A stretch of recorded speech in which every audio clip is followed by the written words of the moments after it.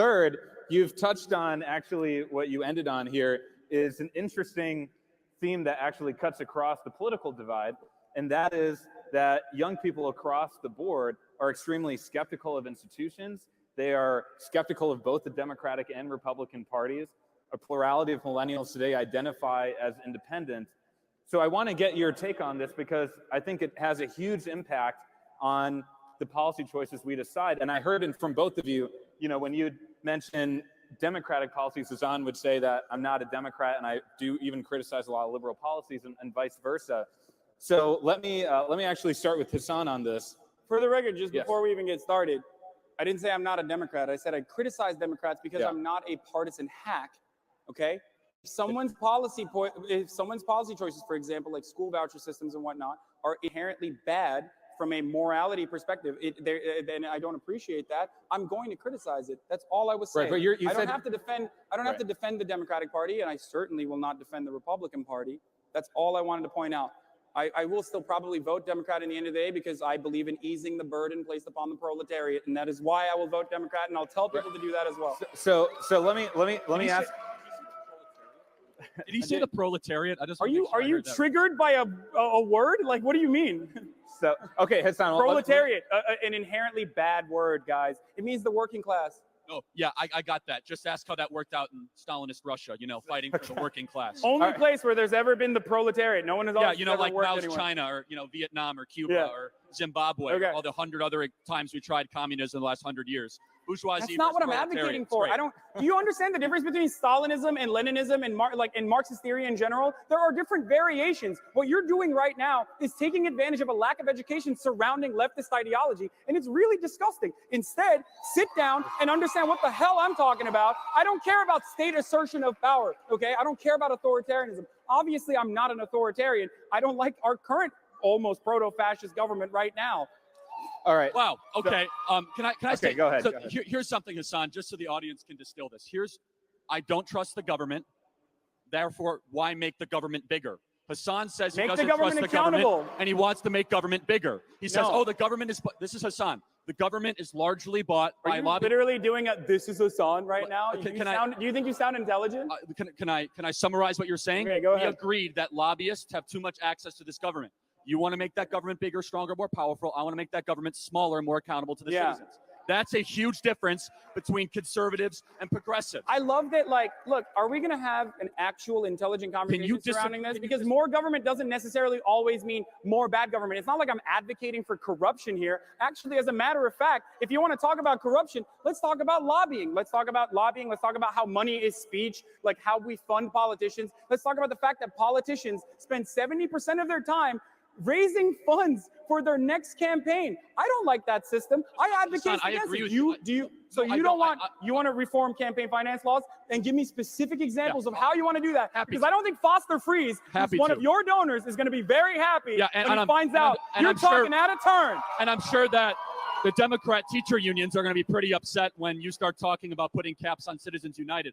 Myth number one, that somehow only Republicans and conservatives benefited from Citizens United. I don't care the what Democrat they think. labor unions were I'm the talking biggest to you right now. beneficiaries. There are plenty of libertarians who feel Hillary Clinton outspent Trump 2-1. So don't give me the idea that somehow No. Only Republicans and only. I'm going to finish. Hasan. You know me, notoriously not anti-Hillary. You're right. Charlie, I want to hear your solutions on campaign finance. Yeah.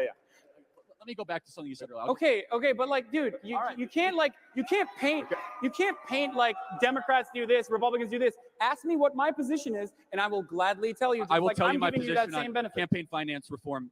No more dark money. Specifically, 24-hour reporting period, unlimited contributions. Unlimited contributions? Yes. Are you out of your mind? Okay, so let me ask you a question. Out of your mind? Let me ask you a question. The Young Turks Network. Yeah.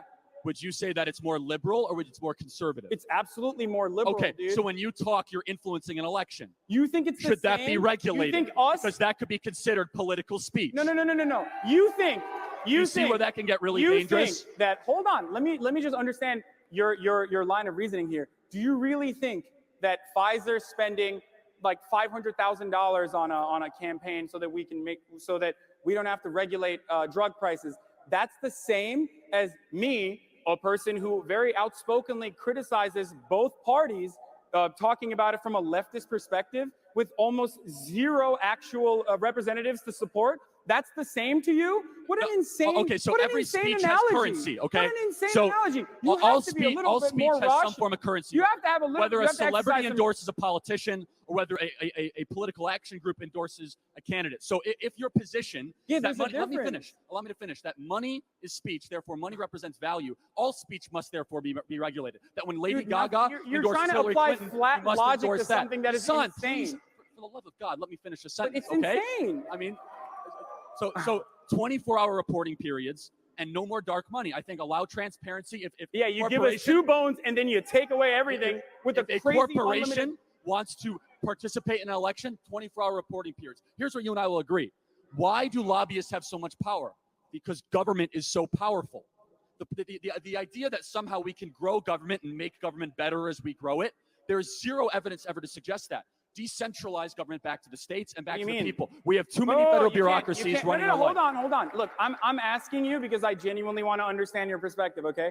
So you threw out a statement where you said there's zero evidence that more government is better. What does that mean? Can you show me one time in the last 50 years when an American government program or agency grew? American government program agency? Yes, because we're talking about but we America. live in a capitalist structure. Can you where give me people one like piece of evidence where an understand American government program grew and it got more efficient and it did a better job at delivering value to the citizens?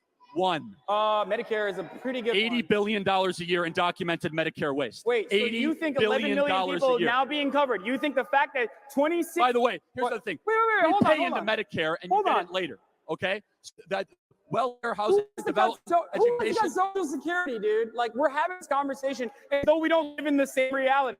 Who's always aching to cut Social Security? Who's always aching to give tax cuts to the wealthy and corporations? Who's always aching to grow government? Who's always aching to spend more money that you don't have? Who's always aching to reverse the Trump tax cuts? Look, listen. Right, so, look, here. No. Hold on. Let me finish my point. The big philosophical difference is that we both don't trust government. Only one of us want to make that government smaller and more accountable to the citizens. Dude, that's me. Not true. He wants to give more money and more power to the very government that we both don't trust. I'm the one who wants to make the government accountable. You're the one who benefits from the government being corrupt, because then you can turn around and say, no, we don't need this government to be smaller, so that your wealthy benefactor can virtually enact feudalist policies upon the same people who are cheering right now for free market enterprise as though that is going to save them. It is insane to me that people still think that this current broken system that we live under, okay, where wages have remained stagnant for the past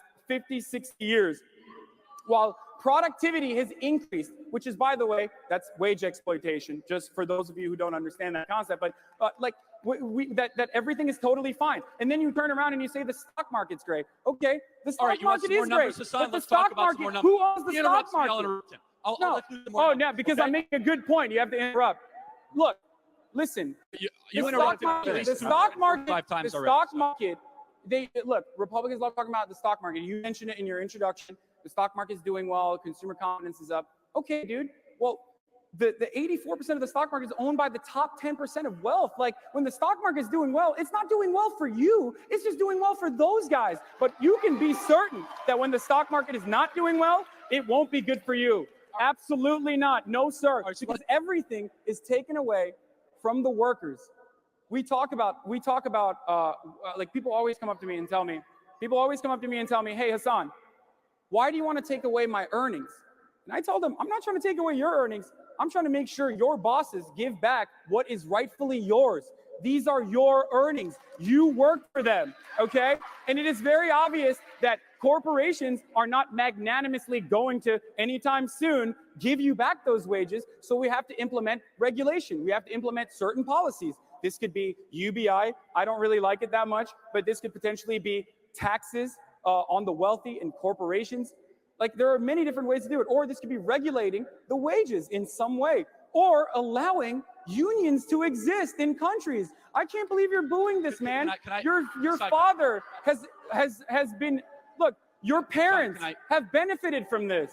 Your parents have benefited from this. Charlie's going to come in now. So first of all, if you want some more numbers, Hispanic median income is at $50,000 right now a year, which is the highest it's ever been in American history under President Donald Trump. Wages have gone up 3.8% in the last 18 months. Hispanic unemployment is the lowest it's ever been. Black unemployment in the last what month? 3 months? Hasan, for the love of God, allow me to finish, okay? for 3 months. That's a ridiculous point. That's a ridiculous reference point, Charlie. Okay, That's what? the point. The lowest I ever gave black you unemployment 60 rate. years. I gave you a 60-year window, and you said the last 3 months have been 3% better. Crazy. 3.8% wage growth. $50,000 annual median income for Hispanic family, which is the highest it's ever been in American history. 3.9 million people have gone off food stamps under this administration, 18 months, which is something that everybody should applaud. I love They've that entered the we're workforce. We have more job openings than we have people to fill those jobs right now. 3.7% unemployment which rate. Is why 4.2% we should open our borders. GDP Thank you. Hasan. Large average tax cut for American citizen at $2,800 a year. Obviously, there's more jobs available than people taking them, so we should bring in more immigrants, right? Here's the big philosophical difference and problem, is that Hasan says, well, I don't want to take your worker earnings away. I want to go after your employer, essentially to make sure.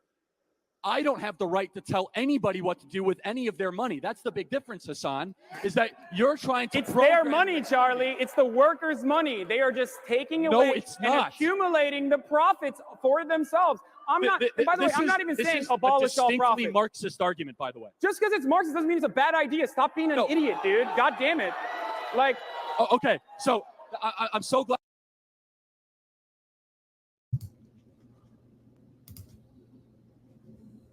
All right.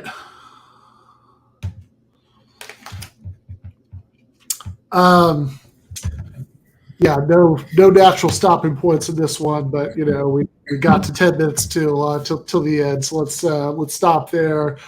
I think that this is so one thing is I would not, and again, I understand it's things can come out in different ways that that you might think they should when you think about it later, but proletariat would not have been my word choice. When he was talking about voting and he went to ease the burden on the proletariat, I think you got to think about who your audience is and who you're trying to convince and what what's going to sound natural. Also, wasn't the sentence "I vote Democrat to ease the burden on the proletariat"? I want that on a shirt. That's pretty good. Yeah. I mean that kind of. I don't necessarily disagree with the underlying thought, but man, that sounds like the kind of sentence that Charlie Kirk or Ben Shapiro or Glenn Beck would think that socialists were saying all the time. Yeah, exactly. The proletariat, yeah, that's a big Hillary talking point for sure. Yeah, exactly. And it's fine. I'm friendly to the harm reduction thing, but just say, for God's sake, just say Republicans are doing things that's gonna make life harder for working people, right? Like that way you don't have the immediate what the hell did he just say? Right. Plays well to his audience, I suppose, but not exactly. But were there any other things that stuck out to you in that big? I think the biggest thing was when Charlie started talking about the size of government and corruption, and I think that this is a place again where this little mini debate, this chug, he has a really clear narrative, right? If you want to summarize what Charlie is saying, it's easy, right? That the reason that corruption happens is that government is too big. The solution to it is to make it smaller, and at one point he said decentralize. And the problem is that I don't think I could really give a 1 sentence or 2 sentence summary of what Hasan said, because he kind of said a bunch of stuff in response to that, but I don't really know what his I do kind of, because I know what his politics are, but from this debate, I don't really know what his narrative is on that.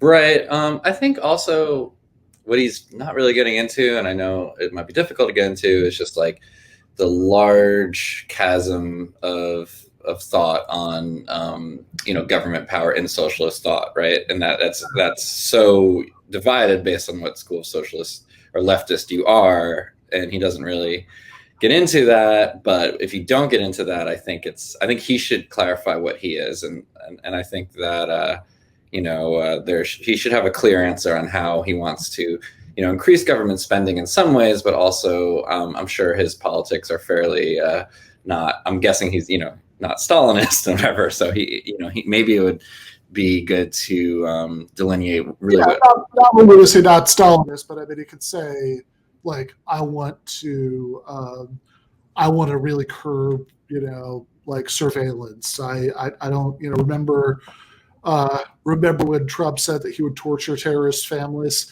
Right, I think that is an amount of power that no government should be trusted with. Like these are all obviously respects in which he doesn't want the government to be bigger. The respects in which he does want it to be bigger are, he wants to decommodify healthcare and higher education and et cetera, and have more labor protections and all that stuff.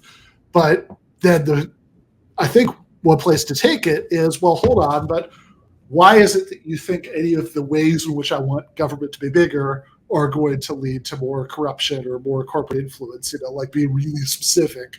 And also like when he says decentralization is going to like reduce corruption, it's like, what are you talking about? Like that could not be further from the truth. I mean, like decentralization, if anything, is going to increase corruption. I mean, like some of the most like blatant weird corruption that goes on is like in school districts, because like you have people who are just off in some little corner that not a lot of people are tracking, but where like the money in the district is being concentrated, just like robbing the place blind.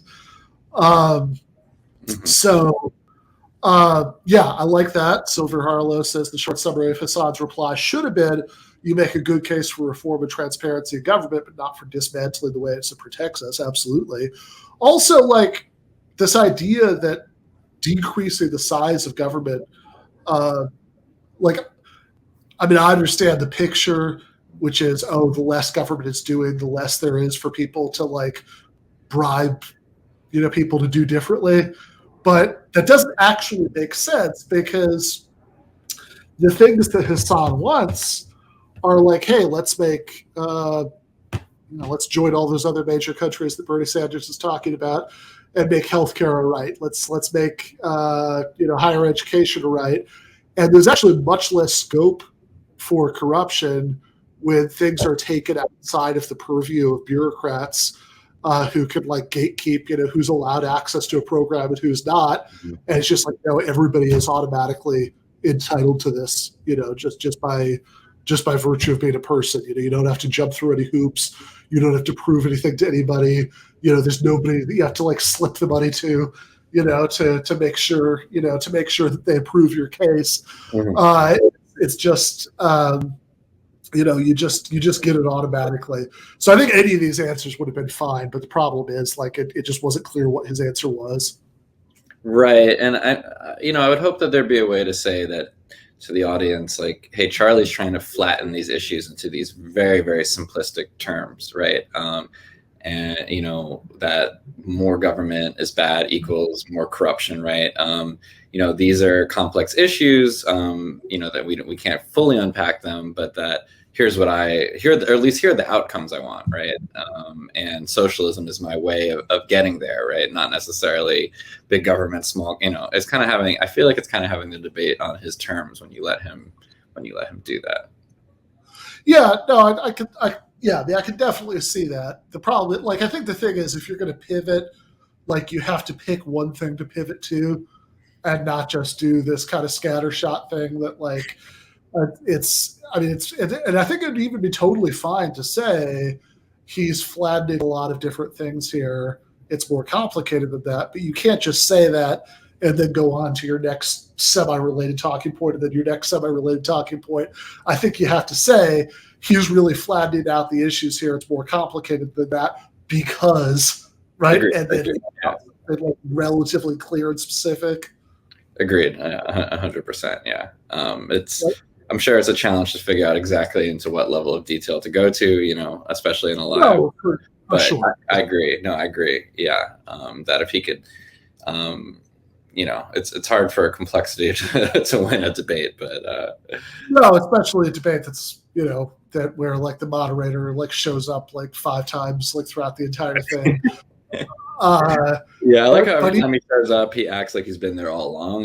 Like it's not. Like, yeah, he just acts as if it's like, oh, that's great. So that's the next thing I want to talk about. That brings us to our next point beautifully. But anyway, it's like, hold on. Like you had no input in anything that's happened for the last 45 minutes. And now you're going to be like, oh yeah, that was the next thing I was going to ask you about. It's like, no, you asked literally one thing at the beginning. And since then it's just them talking. So yeah, if you don't have a moderator and you want to like win one of those, you let me talk, no, you let me talk wars, like you got to have like something that's like pretty clear and pretty on topic. So you have some payoff, like, oh, here's what I was getting to. But also the thing about efficiency, which is a different point actually from the corruption one, but whatever. Like the thing about efficiency, like Hasan did say the right thing at first, right? Which is when he started talking about, Medicare. But then when Charlie said, oh, here's this random factoid that I have memorized about the, some impressively high sounding number, for Medicare waste. It's like, okay, but the question is how this compares to the private insurance companies, right? And, the publicly run insurance companies in the United States, Medicare and Medicaid, actually have way less bureaucratic overhead than the private ones, which makes perfect sense because you don't have to have like, people who are in charge of your marketing plan and how you're gonna edge out all your competitors, and you don't have this whole layer of people who are hired to in quite the same way to like come up with reasons to deny claims, and so actually, in fact, I mean, this is sometimes in 2016, 2020, this is sometimes brought up as an anti-Medicare for all talking point that you were going to like put all these administrators, people who worked for health insurance companies out of work, which is silly, right? Because you're not actually talking about that many people in the greater scheme of things, and every Medicare for all proposal had some kind of like something built in to retrain them. But also like the talking point just conceded that, yeah, there is all this unnecessary bureaucracy that you get with private health insurance that you actually don't get if everybody's on one great big giant plan and there's no profit, like there's no middleman taking his cut.